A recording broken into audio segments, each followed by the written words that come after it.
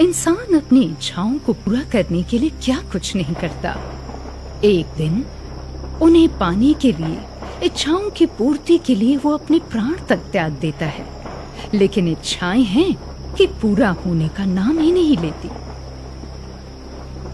और जब कोई इच्छा ज्यादा प्रबल हो जाती है, तब तो वो प्राण त्याग देने के बाद भी आत्मा के रूप में भटकती रहती है।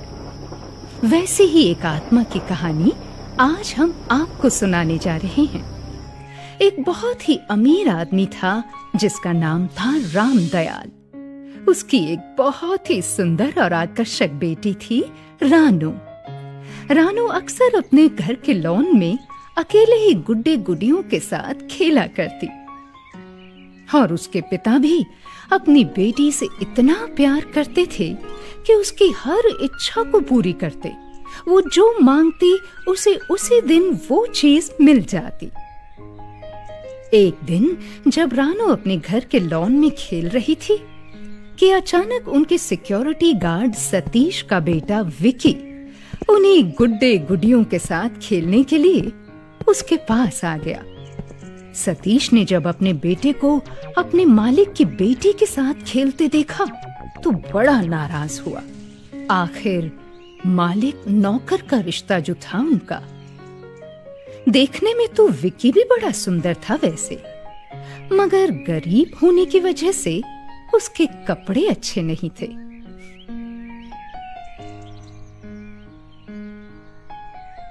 उधर रानू भी विक्की को बड़ा पसंद करती थी। आखिर उसे खेलने के लिए साथी जो मिल गया था। दोनों बच्चे आपस में घुल मिलकर अक्सर खेला करते थे गुड्डे गुडियों के साथ। उनका इस तरह से साथ साथ में खेलना सतीश को नहीं भा रहा था। एक दिन उसने गुस्से में आकर अपने बेटे से कहा, बेटा विक्की, रानू मेरे मालिक की लड़की है। उसके साथ खेलते हुए अगर मालिक हमें देख लेंगे तो मुझे नौकरी से निकाल देंगे। तू समझ रहा है कुछ? जाकर घर में अपनी मम्मी का हाथ बटा, और खबरदार जो यहाँ आया वापस।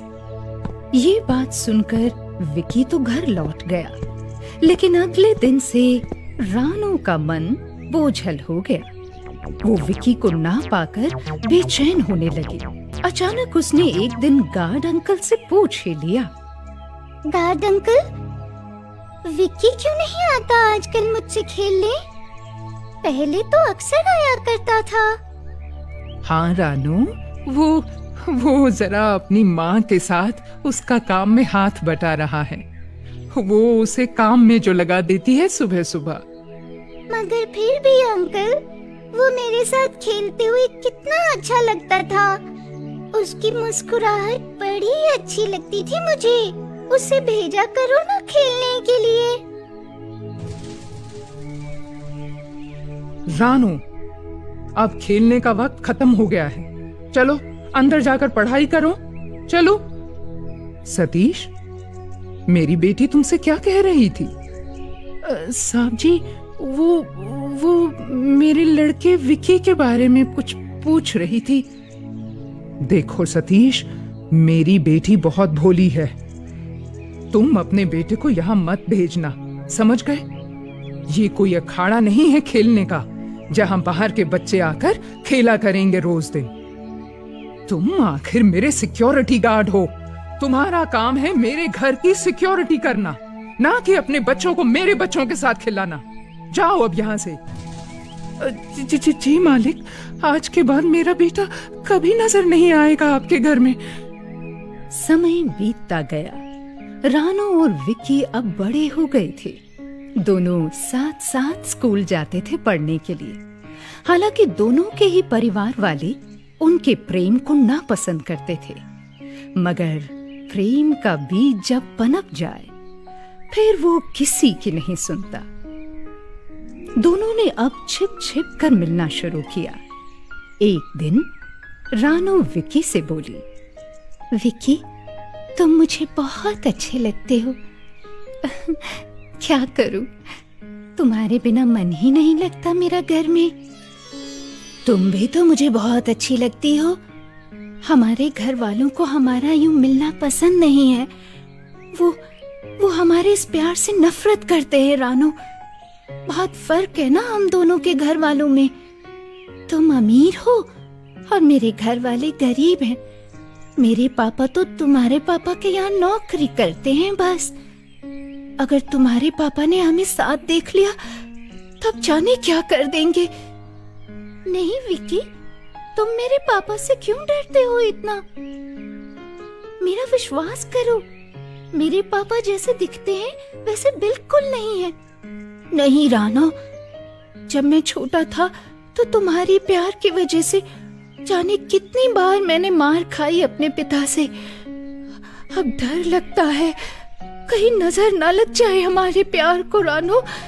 कुछ करना होगा। और वाकई नजर लग गई उनके प्यार को।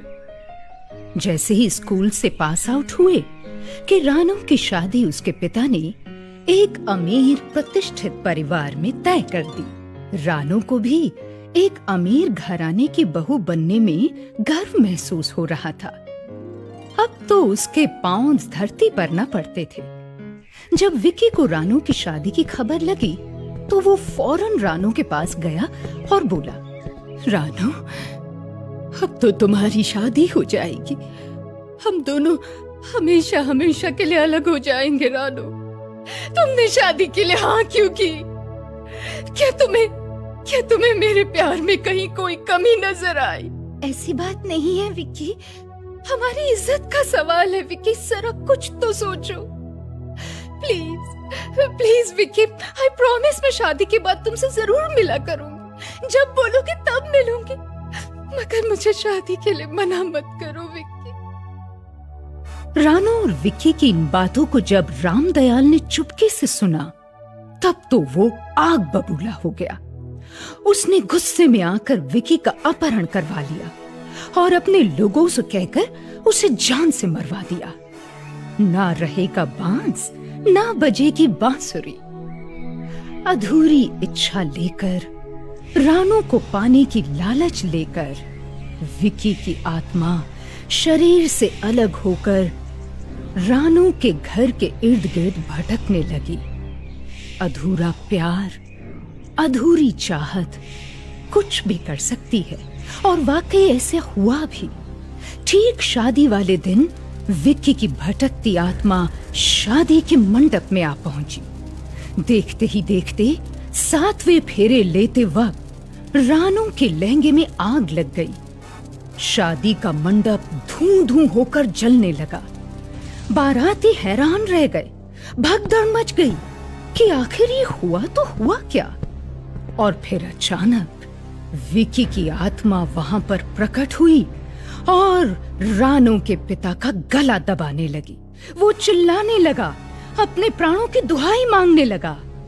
तो विक्की ने कहा, याद है वो दिन जब मेरा अपहरण करा के अपने गुंडों से तुमने मेरे प्राण लिए थे? उस दिन मैं भी यूं ही तड़पा था। मैं भी अपने प्राणों की दुहाई मांग रहा था तुमसे, और तुमने मेरा गला दबवाकर मेरे प्राण छीने थे।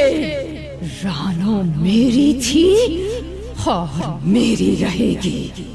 भाग जा, जल्दी जा, नहीं छोड़ूंगा वरना तुझे मार डालूंगा। सबको मार डालूंगा। और फिर विक्की के प्रकट होने की ये खबर सारे शहर में आग की तरह फैल गई। फिर तो विक्की की आत्मा रामदयाल के बंगले में रानो के इर्द गिर्द ही मंडराने लगी। जिसकी चाहत थी उसी का इंतजार भी था। एक दिन रानो अपने कमरे में अकेली सो रही थी कि विक्की की आत्मा ने एक बड़े ही सुंदर पुरुष का रूप धारण किया। रानो, मैं तुम्हारा विक्की हूँ। कहता था ना एक दिन जरूर तुमसे मिलने आऊंगा। देखो आज मैं आ गया।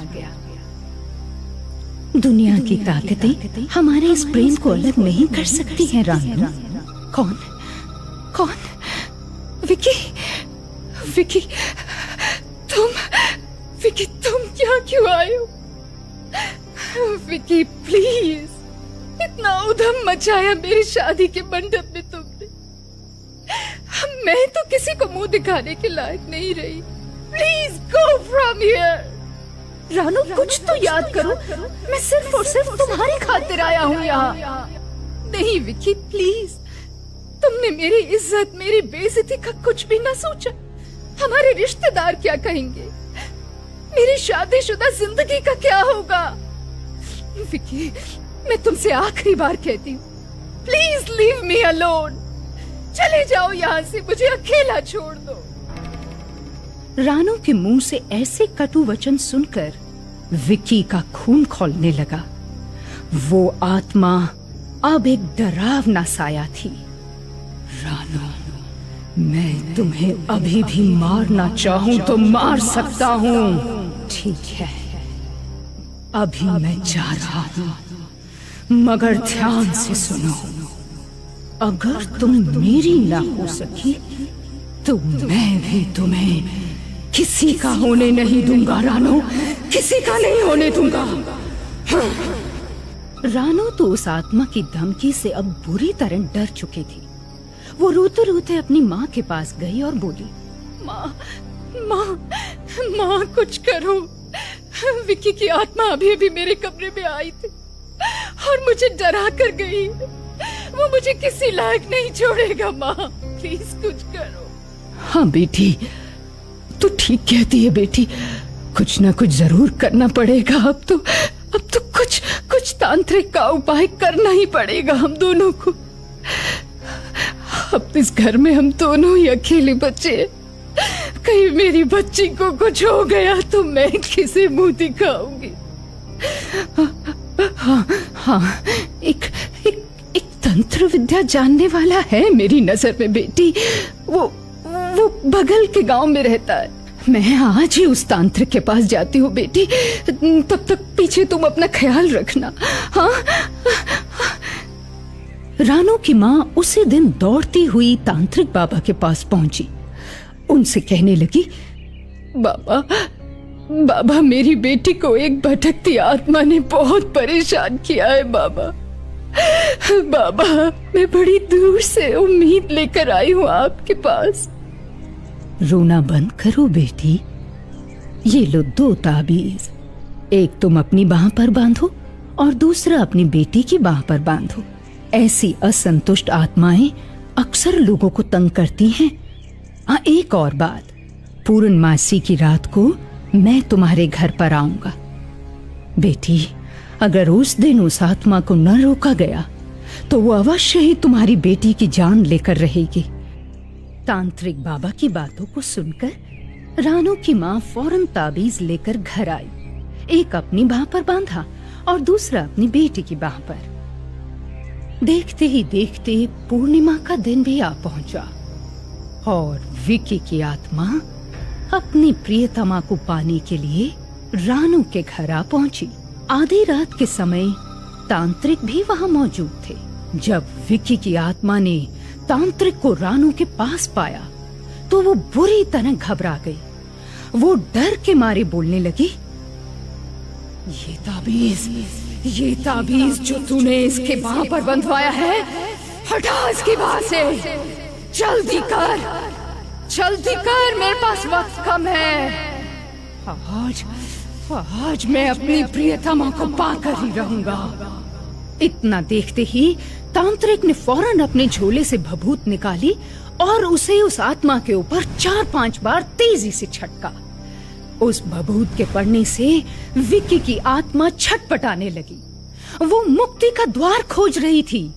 आखिर उसका अंत नजदीक था। छोड़ो मुझे क्यों कैद कर लिया? छोड़ो, मैं अपनी प्रियतमा को लेने आया हूँ और उसे लेकर